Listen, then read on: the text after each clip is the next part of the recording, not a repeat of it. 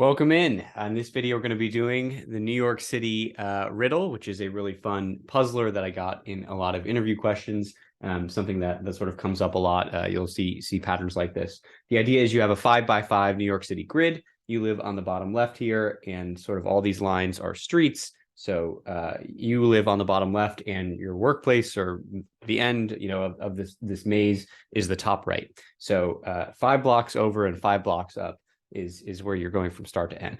And the idea here is you can move to the right one step at a time, or you can move up one step at a time. Those are your moves. You can't go diagonally, through the grid. You have to move up or to the right. So that's one rule.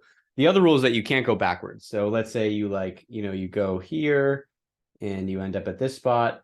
Your next move cannot be to the left or down, right? Because then you're losing kind of you're going back towards the start. You have to always be going towards the end. You have to always be moving towards the top right direction. So one of these paths might look like you go to the right, we go up, right, right.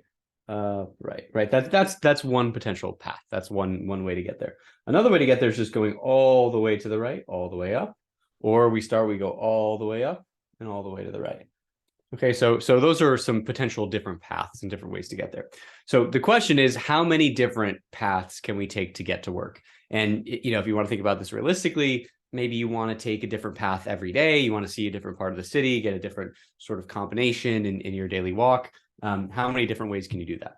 So right off the bat, this is kind of a difficult question, or seems like a very difficult question that has a lot of complexity, because at first there's 2 choices, right? But then once we're here, there's also 2 choices. And then if we pick here, there's 2 more choices. But one of the choices is the same as if we had just gone up and to the right. So like the game, when we're here, we can either have gotten there by going up and right, or right and up. So that's the same.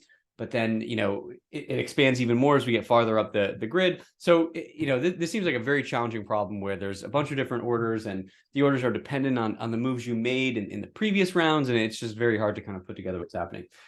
So something that really helps, a really good problem solving technique that works really well in this case, is to draw out a different way to describe one path. So let's think about the simplest path, where we just go to the right 5 moves, and then we go up 5 moves, right? Let's draw that out in terms of just, right and up, right? We can go R, R, R, R, R, U. Essentially what I'm doing is I said, go right, go right, go right, go right, go right, go right 5 times and then go up 5 times, right? That's one way to do it. Another path would be, maybe R, U, R, U, R, U, R, U, R, U.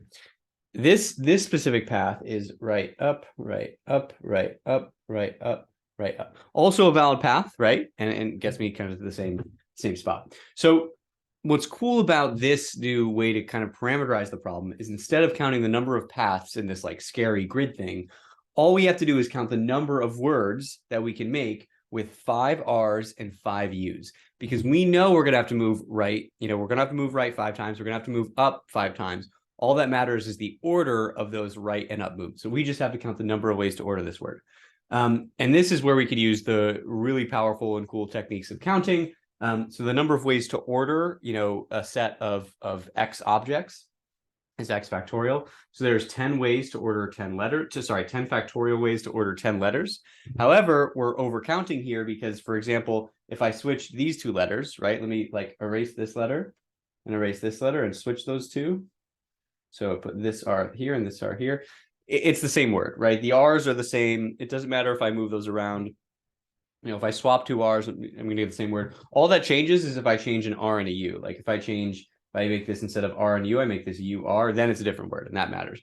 When I'm swapping the same letters, they don't matter. So we have to divide out, because we're overcounting by the number of, equivalent, letters, which in this case, we have 5 factorial ways to order the R's, which do not matter. Those do not create different words, and 5 factorial ways to order the U's, which are the number of ways to order the U's. And that's our answer, and that's our result. And what's really cool, if you are familiar with your binomial coefficient, this is actually equal to 10 choose 5, which is just 10 factorial over 5 factorial times 10 minus 5 factorial, also 5 factorial.